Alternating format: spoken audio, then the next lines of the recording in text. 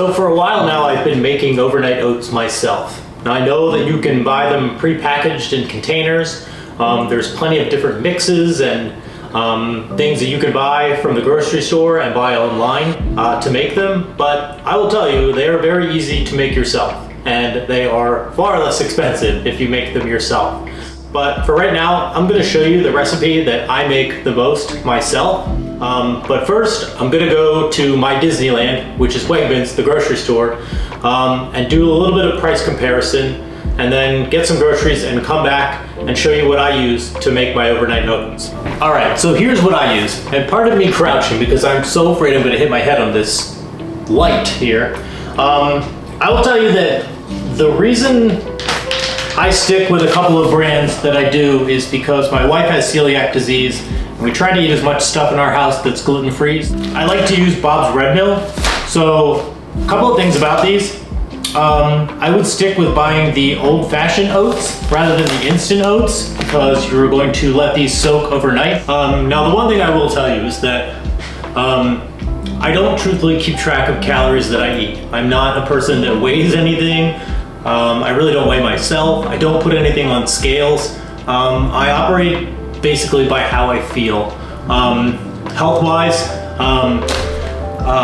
I can notice small changes in my diet will make me feel a slightly different way. So I pretty much am going to tell you right now, like, I'm not going to really give you too many suggestions as far as like how many scoops of this and how much of this. I do it all by taste.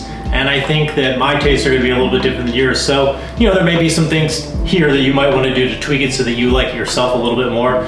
But I'm going to give you what I think, for me, gives the best results as far as like me feeling full and satiated throughout the day. If I eat this at like 9 o'clock in the morning, I'm usually not even hungry by lunchtime. Anyway, yeah, so Bob's Red Mill old-fashioned oats. I do a combination of old-fashioned oats and steel-cut oats. And what I do when I get home is I take both of these and I try to do like a 1-for-1 ratio, which is a little hard considering this bag is considerably larger volume-wise. They probably actually are the same weight. No, they're not. This one is a little bit bigger. But I try to do like a 1-for-1, so, because I like a little bit of both. And the steel-cut oats are just another combination of whole grain and fiber. Also, like I said, helps keep you full. Calorie-wise and fiber-wise, they're pretty close comparison. But I do a mixture of these together, and I take them into a container at home, and I kind of just stir it around. So what I'll do is I'll combine the two of these together, and then scoop it out that way. So there's those. I put a little bit of collagen in there. Now, I don't know, we've been taking this stuff for years. I presume it makes my nails better and it makes my hair, you know, like whatever, but my wife says that it's good for you, so we put that in there. You can't taste it, I buy the completely unflavored one. For this recipe, I use vanilla protein powder.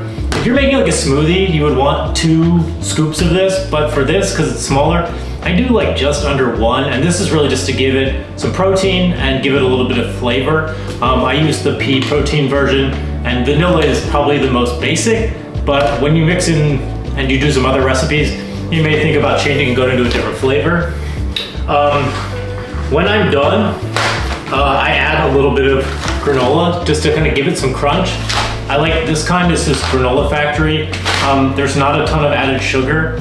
That's something else that I look for as far as like when I buy stuff at the grocery store, I look to get things that don't have any sugar added into them already. If there's sugar naturally in something, that's fine, but I don't need somebody else throwing in more processed sugar than I already kind of need. I bought 2 different flavors. I thought I would try them both. Maybe try this other one with a different recipe. So then the last 2 things is I buy no sugar added blueberries. I try to get the ones that are organic. They don't cost a whole heck of a lot more.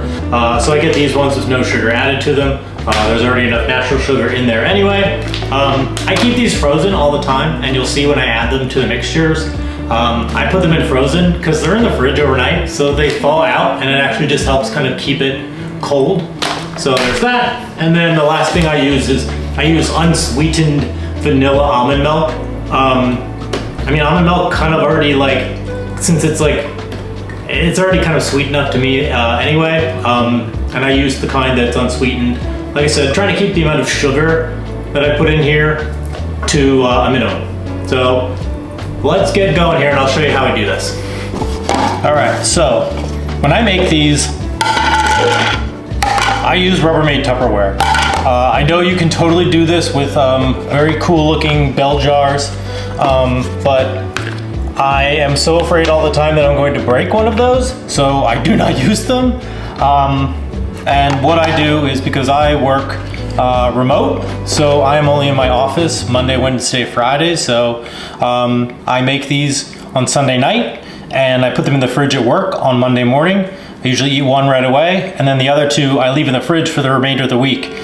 So what I'm going to do, as I mentioned before, with the steel cut oats and the regular rolled oats, I'm going to combine those two together. So in a container,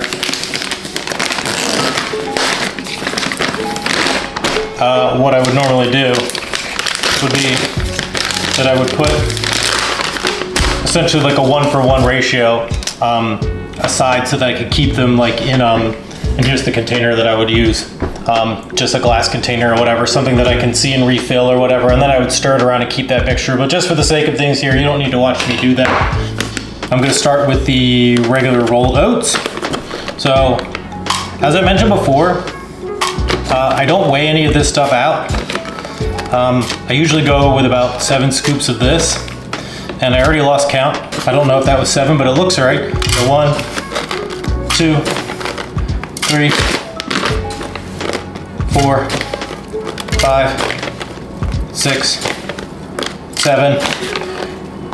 1, 2, 3, 4, 5, 6, 7. So that's that. And then with these guys, since I don't have them kind of stirred together, right now I'm gonna say, I'm just gonna throw in 1 spoonful of each of them. And this is like a soup spoon, or I guess it's like about the size of a teaspoon. So that's enough of those guys right there. Some little like tricks that I kind of have to make sure that things kind of don't stick together. And I do sometimes put chia seeds in there. Is that when I add things, I kind of just give it like a little bit of shake to kind of like get everything stirred up, because once you add the almond milk, things can start to stick together, and that's kind of an undesired result. So next thing I'm going to add is just the protein powder, a little bit less than a scoop, a little bit less than a scoop, and a little bit less than a scoop. Get everything kind of stirred together so that they're all like coating themselves, because once you add the almond milk, it can get a little lumpy. So if everything's kind of shaken up a little bit, you're gonna have an easier time stirring this, because in the end, you're gonna stir this all together with a spoon. This is normally where I would add like the chia seeds if I had them, but I don't, so that's not happening. The collagen powder, like I said, I don't really know what this does, but I add a little bit of it to like almost everything that I eat. Not a whole heck of a lot. It is unflavored, but since I put this in a couple of things throughout the day, I put this in some smoothies that my wife and I have. I don't go overboard with the amount that I put in to everything, so before I put the almond milk in, the last thing that I add are the frozen blueberries. Same thing here, I just kind of eyeball it. And like just enough to kind of cover everything over the top. Same here, that's good. Same here, that's good. Just enough that when, in the next day when I eat this stuff, it'll be thawed out nicely. It'll taste pretty good. And then the last thing I've got to add at this point is just the almond milk. And with the almond milk, you want to make sure you kind of like don't overdo it. Just enough so that it's kind of like a little bit lumpy. So add it slowly, stir it in, and then kind of see whether you need to add anything else. So what I'm going to do is, and I'll show you here, is that initially when you put it in, everything kind of sticks together a little bit, but I'm going to stir that around. And these oats, like if you were to bite into them now, they would taste very hard. but I promise you tomorrow when I eat this, and I will show you, they will be nice and soft, and the blueberries will be nice and mushy, and the almond milk will have absorbed into everything else that's in here, and you will have a nice consistency. Now you can see this one, I didn't put as much in. It's a little lumpier. So with this, I'm gonna give it another stir, and then I'm gonna add just a little bit of extra almond milk. Feel free to blast me in the comments because, like I said, this recipe isn't solid, but I'm really just trying to give you an idea of something that I would make that's very easy. Another tip, actually, before I get too far, when you're done, just push everything so that it's essentially down below the liquid so that it's not like up, because otherwise anything that's kind of floating up at the top won't at least get soaked. So anything that's on the side, just push it down there. But yeah, as I was saying, like, when you, I get the overnight oats thing. I'm not a person that says I'm really on the go that much, that I'm that pressed for time that I couldn't make something myself. And if I wasn't filming this here and blabbering onto you, I could make all three of these, I don't know, in about 3 minutes, 4 minutes, as long as everything was kind of prepped and ready to go. So for me to make breakfast for the rest of the week in under 5 minutes, and it's just gonna sit in the fridge and prep itself overnight, I don't know.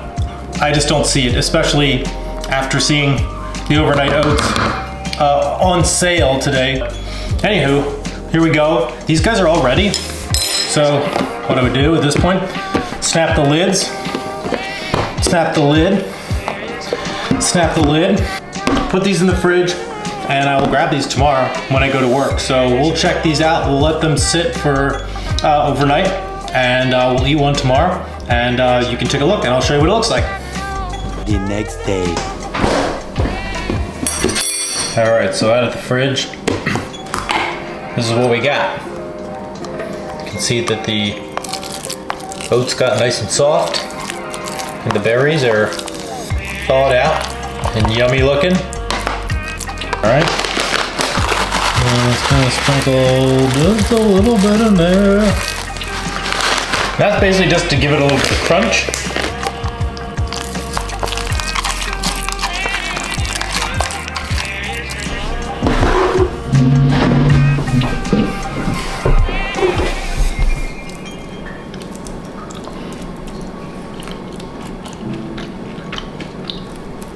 Good. Nice and soft. A little bit of crunch from the granola. Everything else is chewy and very flavorful. Got like a blueberry vanilla taste. And that is a great breakfast. Like I said, keeps me full until about lunch. And yeah, stoked. Thanks for watching.